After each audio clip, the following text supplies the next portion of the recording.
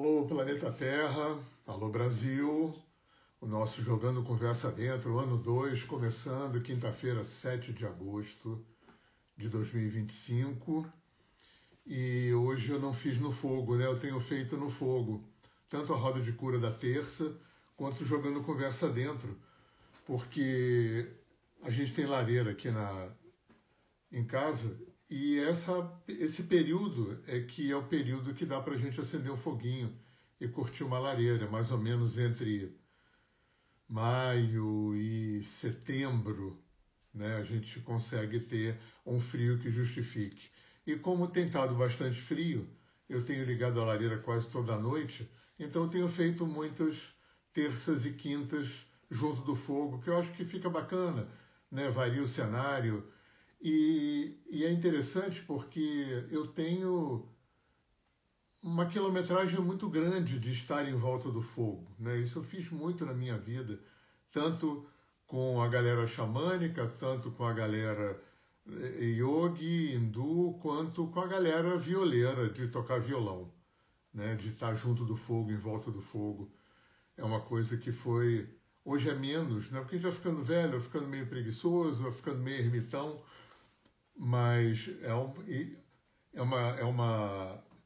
uma prática muito constante na minha vida durante umas 2 décadas, né? Então, sempre que tem um fogo, eu gosto de compartilhar. Então, o tema surgiu porque esse ano eu resolvi não ficar bolando o tema, tanto para terça-feira quanto para hoje. Eu esperei, falei para o universo, falei, o tema vai cair no meu colo. Esse tema vai aparecer.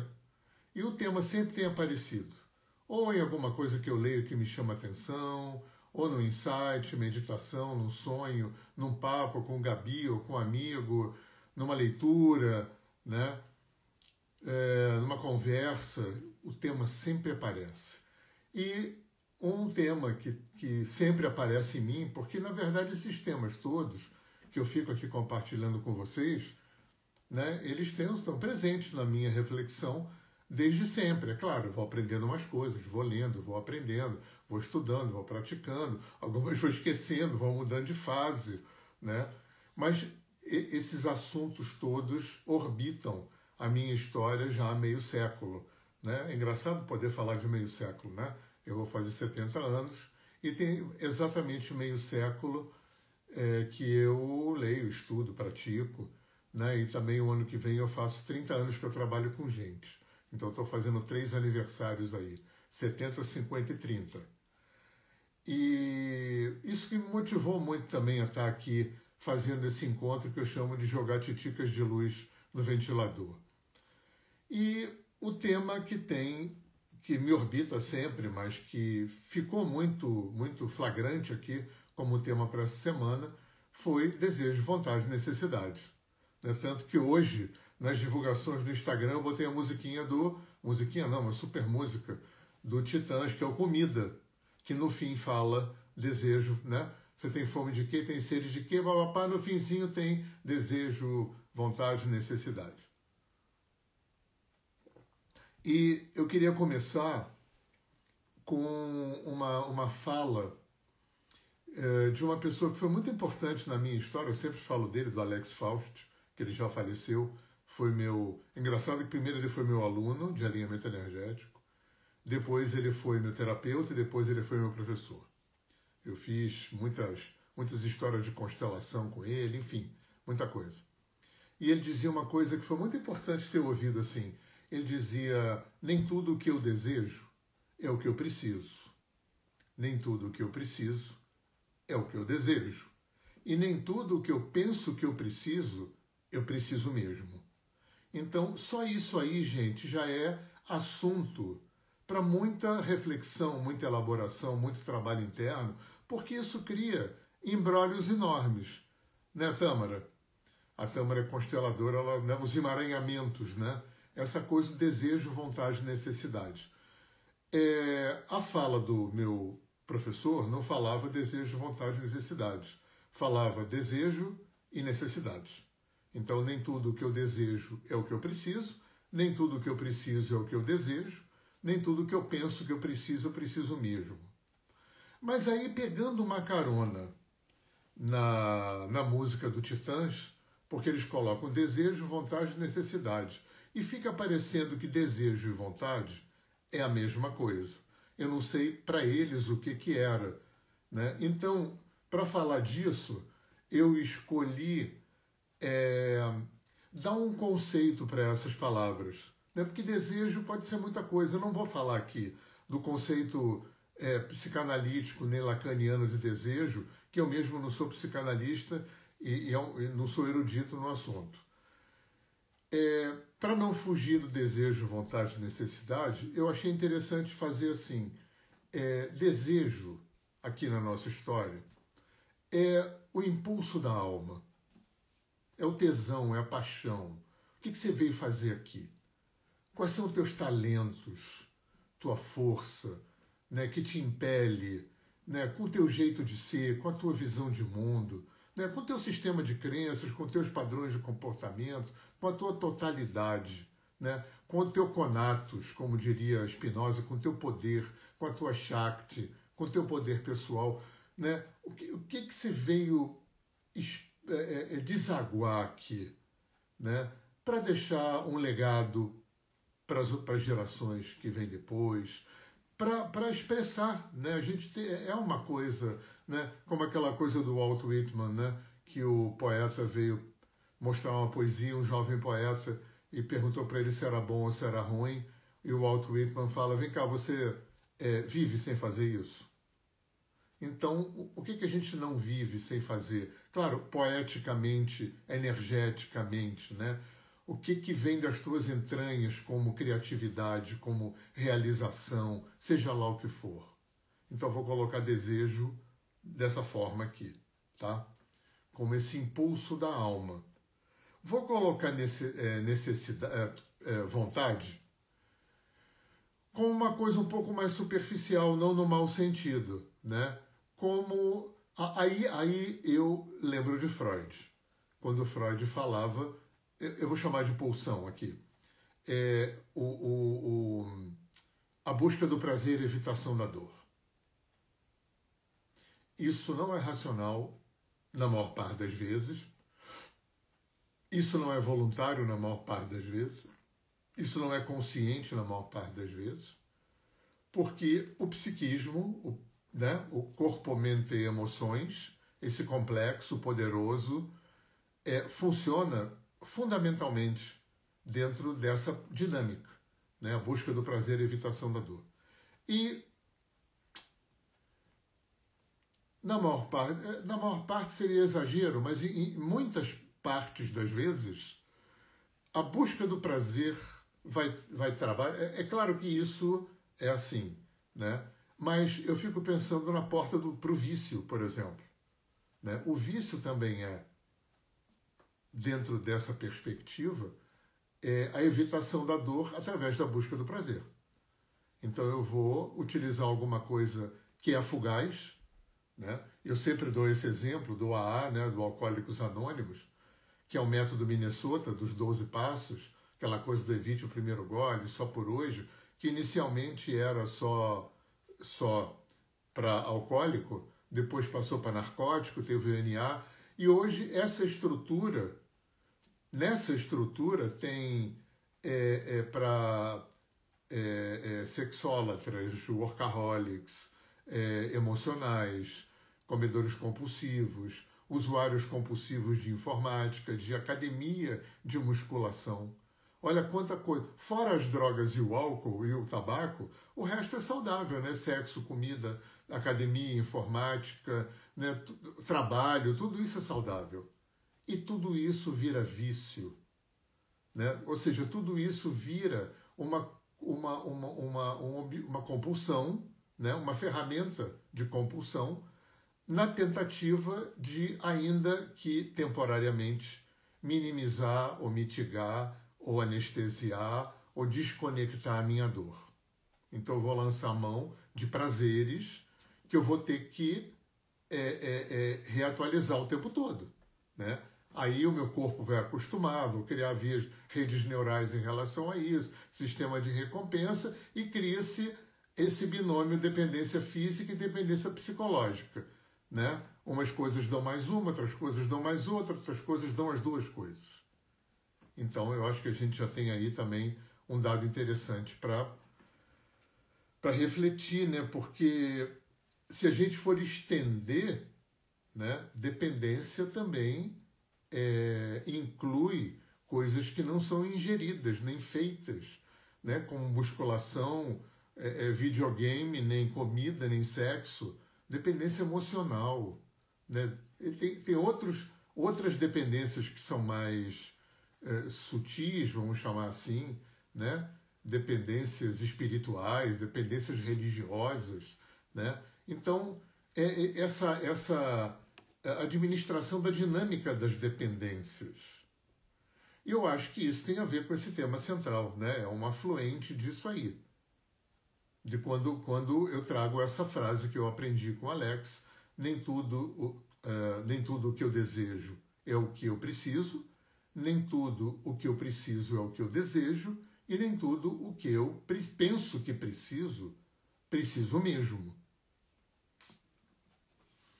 É claro que tem um dificultador aqui, né, que é uma coisa que também eu estou sempre trazendo, porque eu acho absolutamente, assim como a ideia da impermanência, a ideia do inconsciente, né, urge que a gente introduza definitivamente na nossa visão de mundo ocidental, né, na forma como a gente olha para a gente, para o outro, para a vida e pensa a vida, né, e não é pouca coisa o fato de que a grande, bizarra, imensa, gigatera maioria da gente está vivendo aqui agora e a gente não participa. Que o que constrói a gente enquanto esse ser humano que a gente está vivendo aqui, nosso caráter, nossa personalidade, nossos sistemas de crenças, padrões de comportamento, né, é um imbróglio de muitas origens. Né? A gente recebe, é como se tivesse eu sempre penso nessa imagem, como se atrás de mim tivesse aquelas torres de alta tensão, que tem vários cabos, cada cabo trazendo informação de um lugar. Então, eu recebo informação pela via da genética, né, da epigenética. A gente sabe hoje que o DNA não carrega só cor de olho, nem né, essas coisas mais físicas, que também transmite padrão de comportamento, tendência a vício, por aí. Então, a gente traz informação pelo cabo da genética, pelo cabo kármico, pela dinâmica das reencarnações, né? E a gente não lembra nada disso. Cada vez que a gente aterriza na barriga de uma mulher, a gente tem uma amnésia, então eu não lembro de vida passada nenhuma.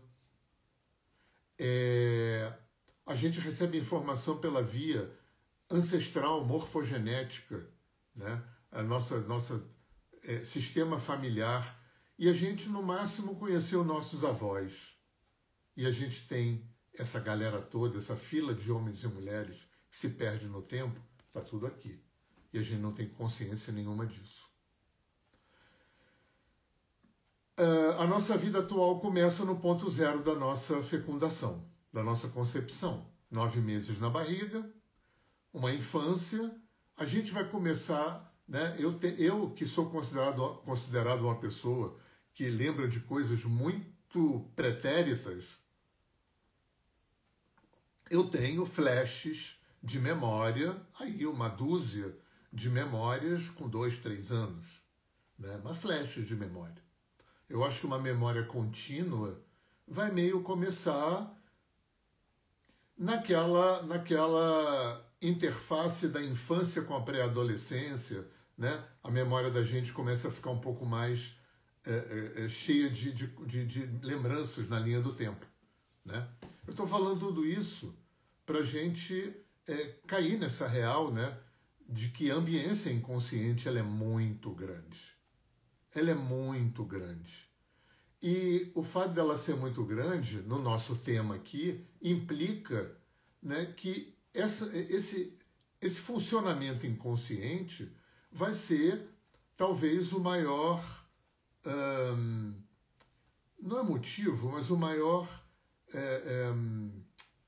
repositório dos nossos embrólios com desejo e necessidade. Porque muita dessa fisiologia, né, dessa dinâmica, dessa logística, né, da balança desejo e necessidade, até como, né, e essa função é muito importante nessa balança, de compensação mútua, né? Essa coisa de aonde que tem que autorregular desejo e necessidade, isso tudo a maior parte disso vai acontecer nessa ambiência inconsciente. Isso é um fator desafiador e dificultador para a gente também, né? Por isso que eu gostei da fala do Titãs, embora eu não tenha a menor ideia de como eles conceituam desejo e vontade. Necessidade a gente sabe, né? Mais ou menos também, né? Nem tudo que eu penso que eu preciso mesmo. Tem imbróglio aí também. Mas vamos ficar no desejo e na vontade, né? Que eu acho que é mais... a gente se enrola mais por aí. Por isso que eu quis separar. Entender o desejo como né? Eu vou usar pulsão errado, no sentido psicanalítico não, tá?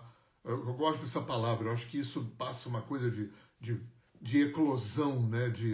de potência, né? Vou chamar isso de pulsão aqui erroneamente. Mas eu estou chamando de desejo aqui essa pulsão, esse jorro que deveria, né?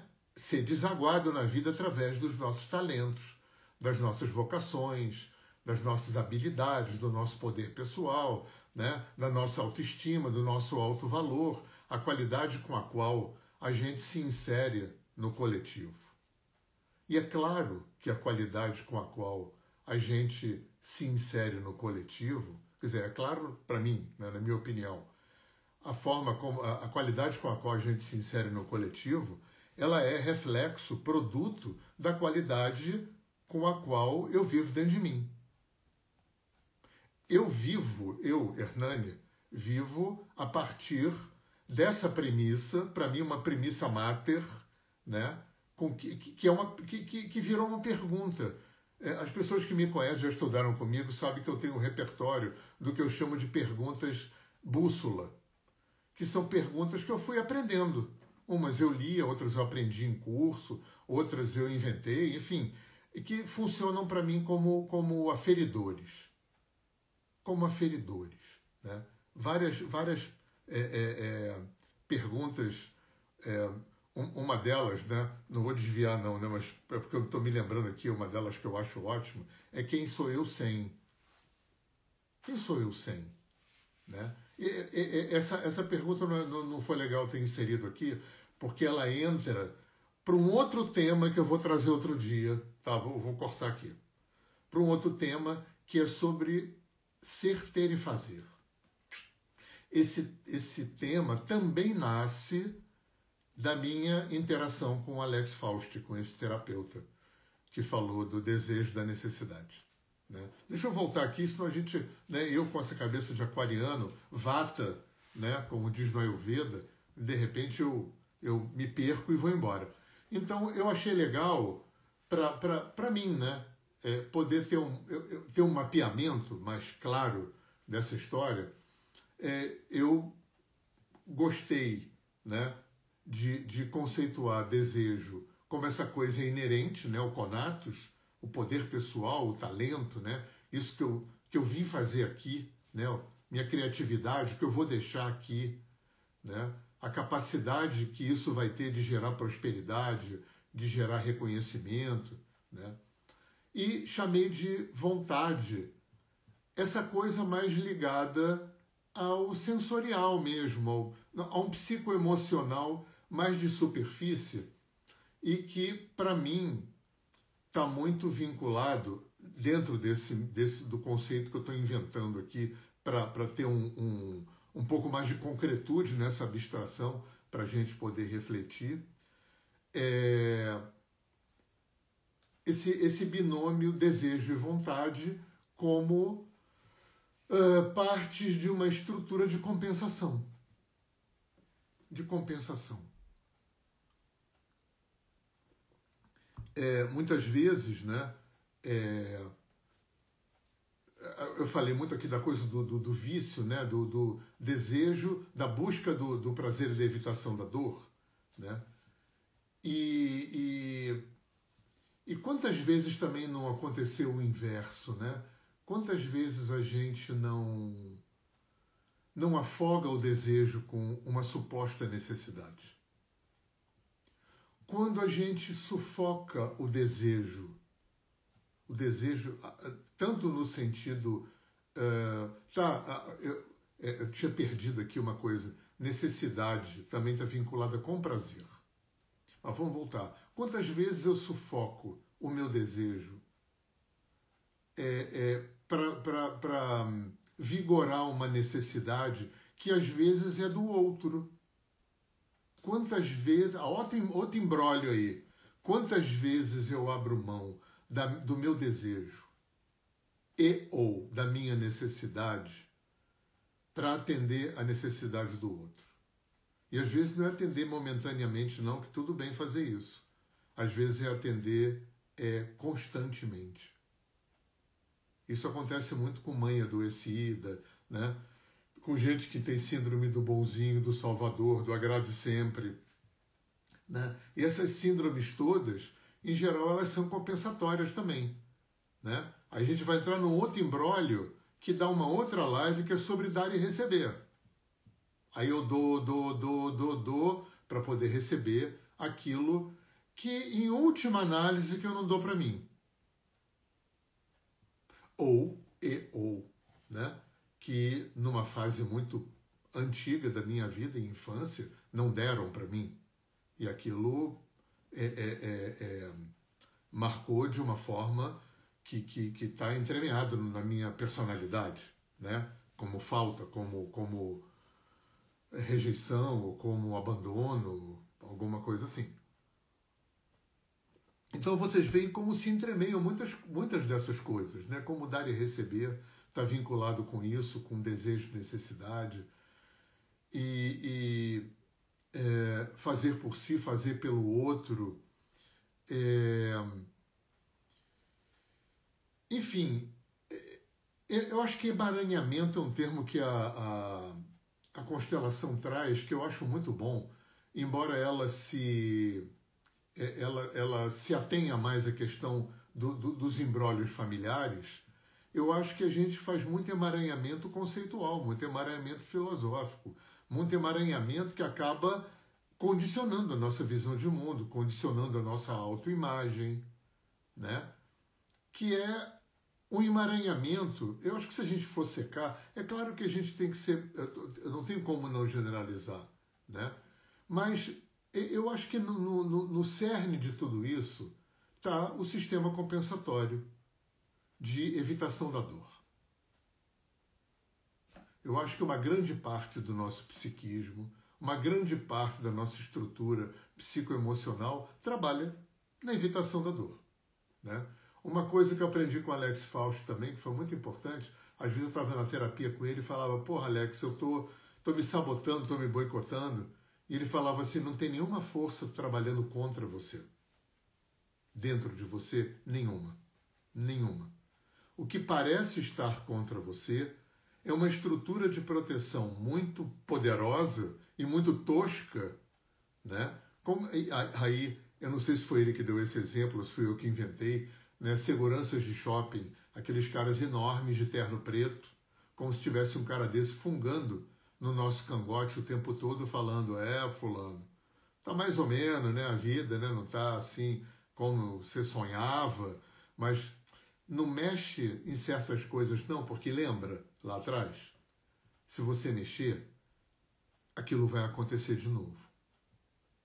Então a gente tem um sistema de defesa muito bem estruturado no nosso psiquismo, na maior parte do psiquismo inconsciente, né, que trabalha para que não aconteça de novo aquilo que aconteceu e que doeu e que a gente não deu conta.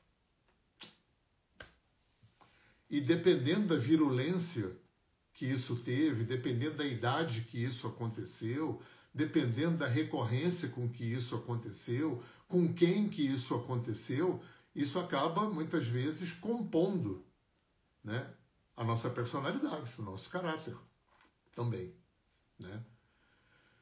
Então, enfim, estou soltando tudo isso aqui, gente, meio assim, fazendo uma espécie de associação livre aqui de assuntos, porque nós somos seres complexos, né? O nosso psiquismo é complexo, a nossa emocionalidade é complexa, né?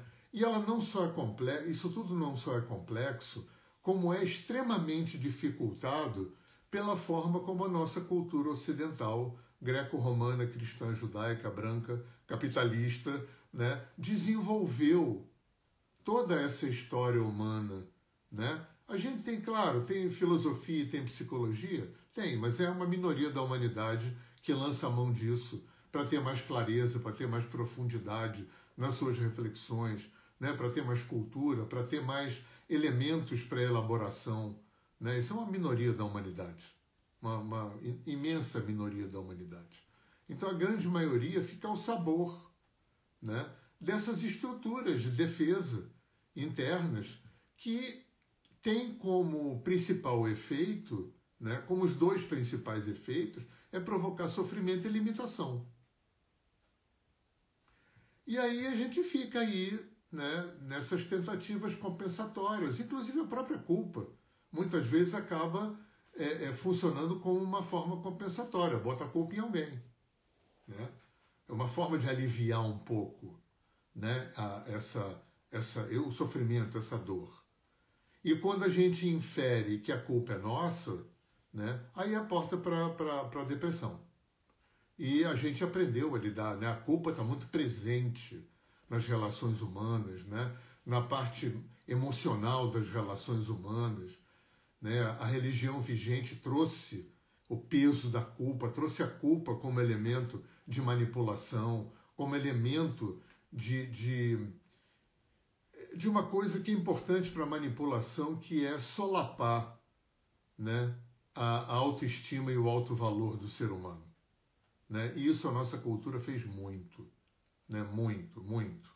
Né? Isso religiões fazem muito, ditaduras fazem muito. Eu lembro sempre do Dr. Reich, que dizia que a nenhuma instituição, né, ele foi expulso de todas as sociedades psicanalíticas que ele participou. Ele era comunista, foi expulso de todos os partidos comunistas, porque lá pelas tantas ele entendeu que a nenhuma instituição interessava um ser humano potente. Porque um ser humano livre, culto, inteligente, bem alimentado, né, com massa crítica, com cultura, com inteligência, ninguém controla e manipula. Né? E sempre me ocorre essa coisa que eu aprendi ouvindo meus amigos mais velhos no tempo da ditadura, né, da necessidade que o capitalismo tem de manter pirâmide social, né? A gente aprende isso, né? Tem que ser mantida a massa na base, né? Para ter pouca gente com poder, com capital com capital e com poder, né? E essa estrutura ela se reflete na forma como a gente lida com a gente, como a gente lida com o outro.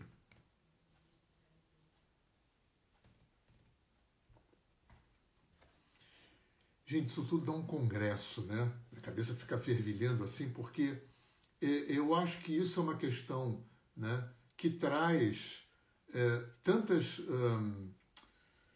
afluentes de reflexão, né, que compõem, né, todo um imbróglio, né, que a gente acaba fazendo, né? Essa história que eu estava falando, né, pela má educação, pela não educação emocional que a gente tem, né? A gente devia aprender na família, na escola, educação emocional. A gente só aprende educação racional, mental, intelectual, que é legal, que é super importante, né? Desenvolver memória, inteligência, né? Aquisição de conhecimento, é imprescindível. Mas aqui, nada, né? Nada. As mulheres ainda têm mais inteligência emocional, e eu acho importante estar sempre falando isso, porque o machismo estrutural está profundamente enraizado aí, né? Porque mulher é inferior e sentir é coisa de mulher, porque homem não chora, né? Então mulher pode sentir porque mulher é inferior. É claro que né? Mas ainda tá, né? Ainda tem. Então você vê uma coisa interessante, quando alguém chora em público ou se emociona em público, pede desculpa. Já reparou? Homem ou mulher? Porque sentir é menor, né? Na verdade, ver o outro sentir, né, nos coloca em contato com o nosso sentir. Como a gente não sabe lidar com o nosso sentir, a gente evita o sentir do outro, né? Principalmente os homens, né, que estão muito menos habilitados para o exercício de sentir, que sabem muito menos que as mulheres do que fazer com sentir. Então, gente, assim, foi lindo. Na terça-feira teve um alinhamento super bacana com esse tema. A gente trabalhou, né, onde a gente se enrola.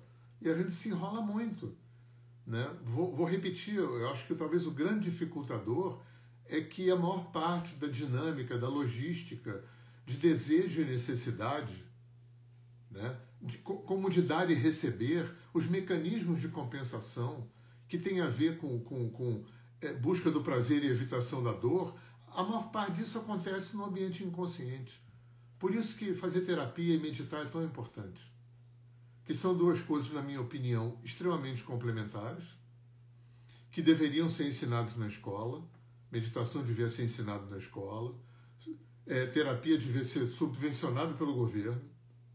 Na minha opinião, todo mundo devia fazer. O ser humano moderno do século XXI, urbano, para mim, 100% de todos nós deviam fazer terapia, né? Até porque essa nossa cultura ocidental não agregou no seu viver um processo de autoconhecimento. Diferente de povos originários, dos africanos, dos orientais, né? Que viviam, além de dormir, acordar, ir no banheiro, reproduzir, trabalhar, aprender, né, se divertir, também você dedica um período constante da sua vida, uma periodicidade constante, né, de alguma coisa para o autoconhecimento, seja ela religiosa, espiritual, filosófica, psicológica, terapêutica, né? O ser humano precisa viver um processo.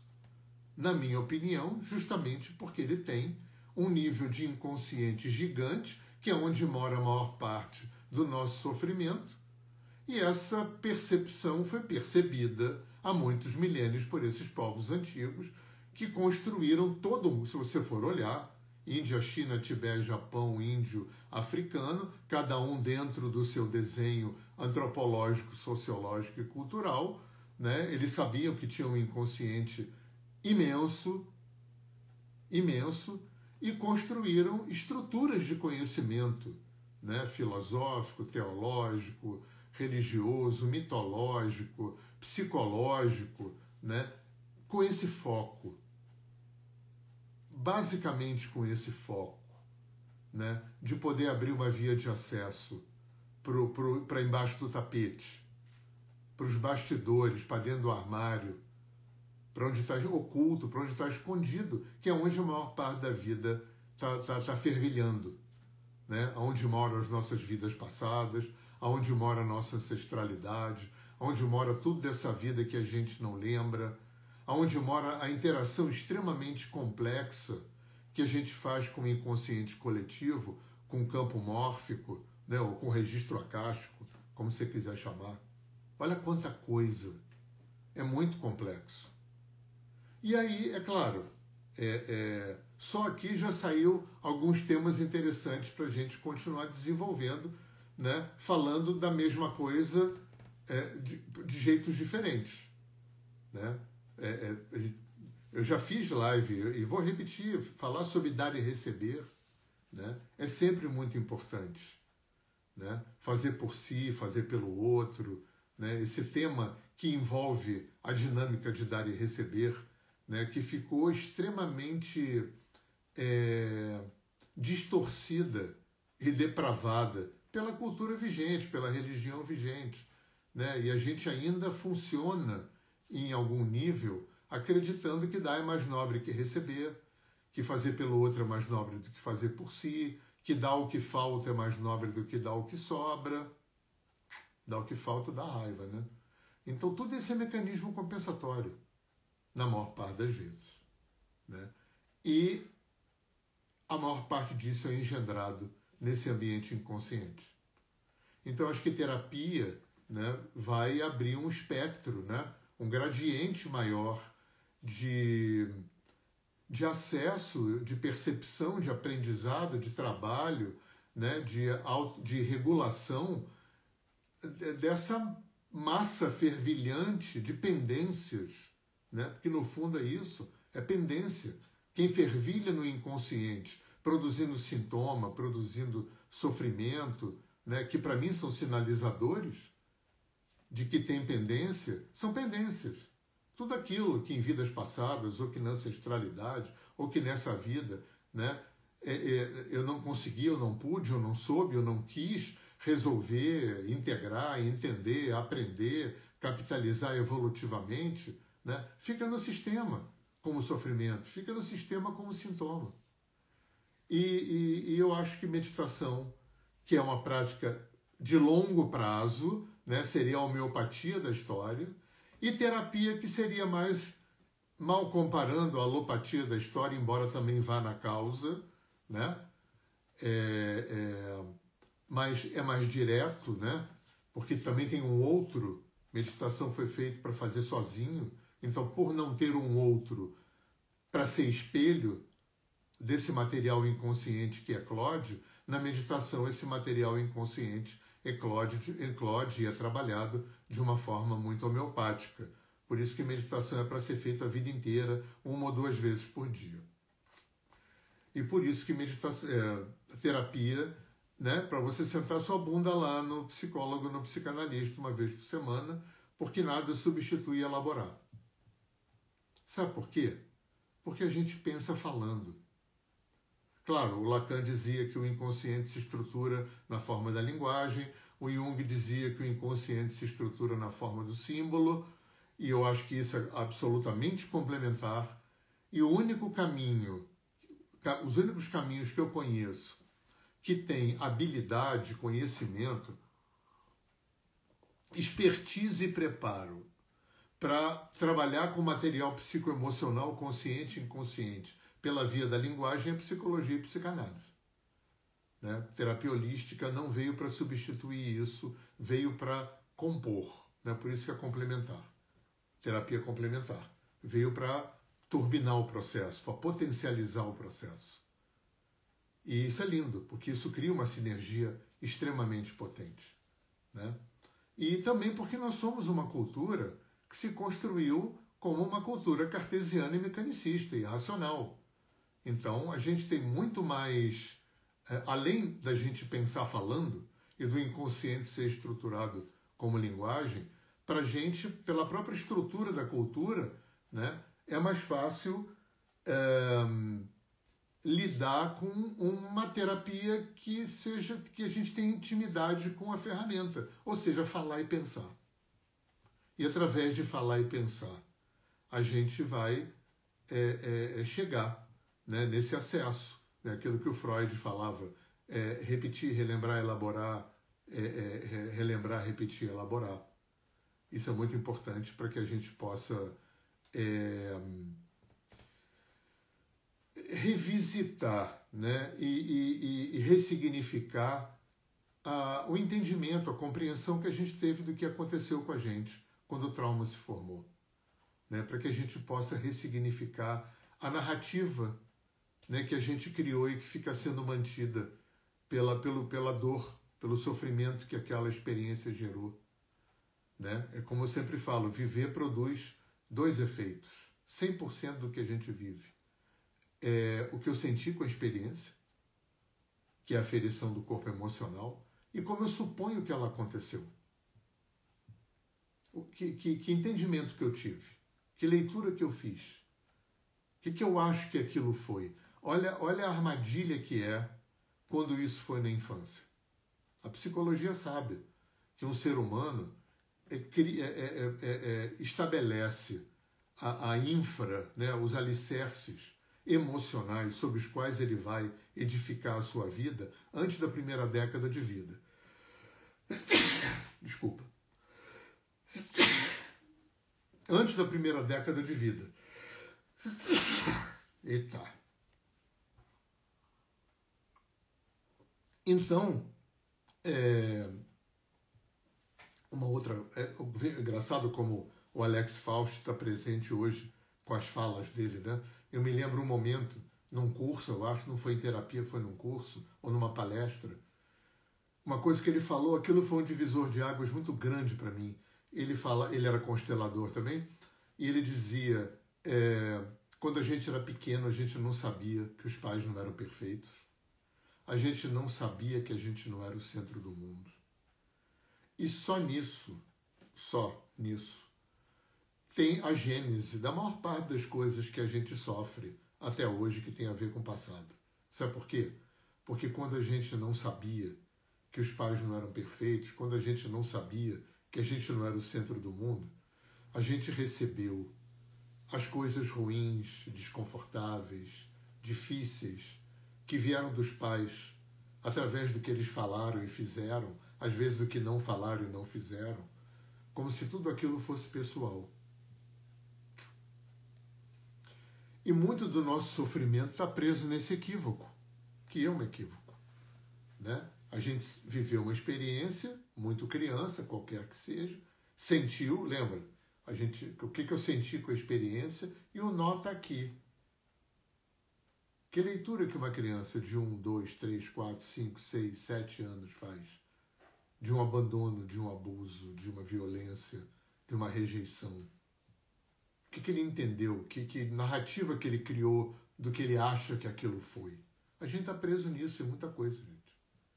Muita coisa. Tudo que a gente viveu e que a gente não resolveu, não integrou, né? O que é integrar? Essa palavra mágica de terapia. É atualizar. Ficam partes da gente presas.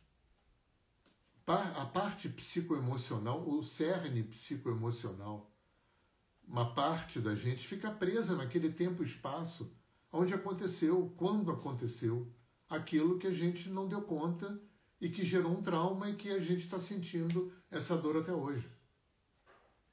Tanto que o psiquismo, o inconsciente, quando entende que alguma coisa de repente acontece, que tem uma similaridade, uma ressonância com aquilo que doeu e que de alguma forma dói até hoje, de algum jeito, né?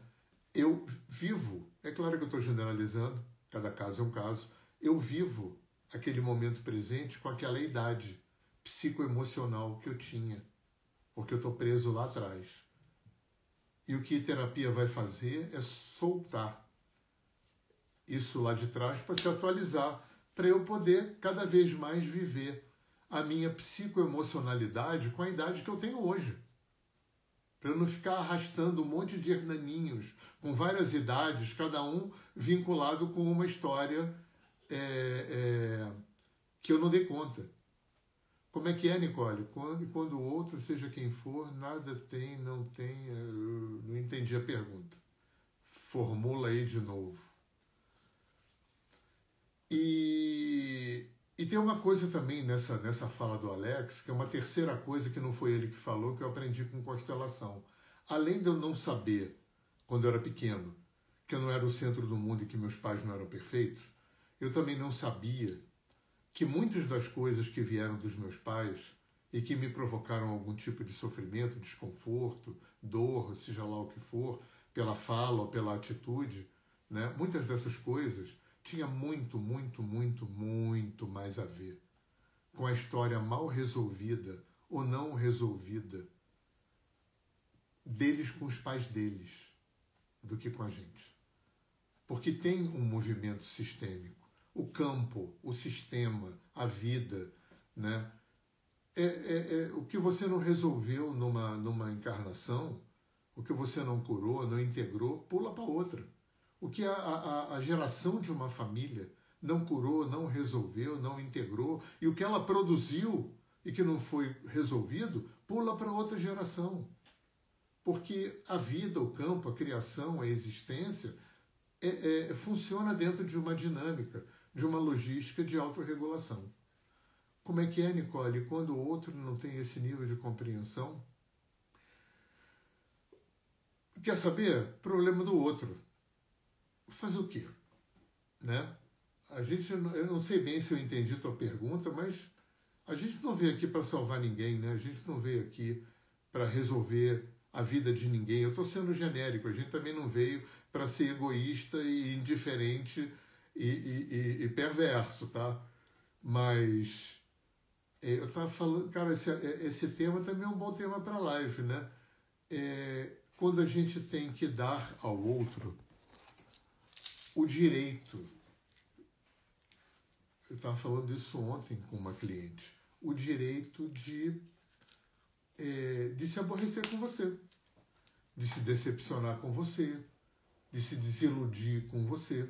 Né? Vamos lembrar que a desilusão do outro a meu respeito claro que eu estou generalizando, em grande parte, ou em muita parte, ou em total parte, filho da expectativa que ele colocou em mim.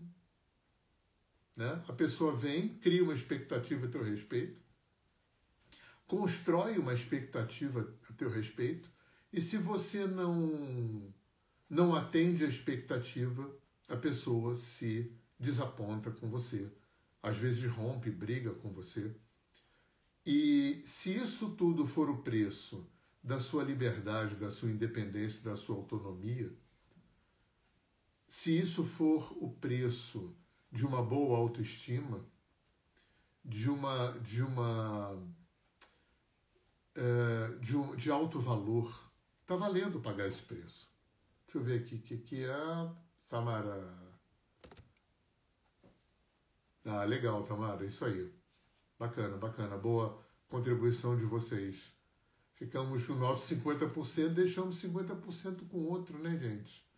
A gente esquece que, isso é minha opinião, tá? Eu acho que 100% de tudo que acontece na existência é inteligente e é engendrado numa teia, que é toda a criação.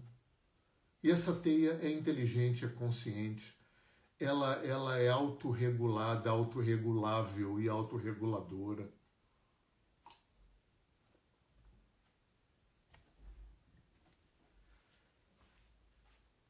E é coisa pra caramba, né?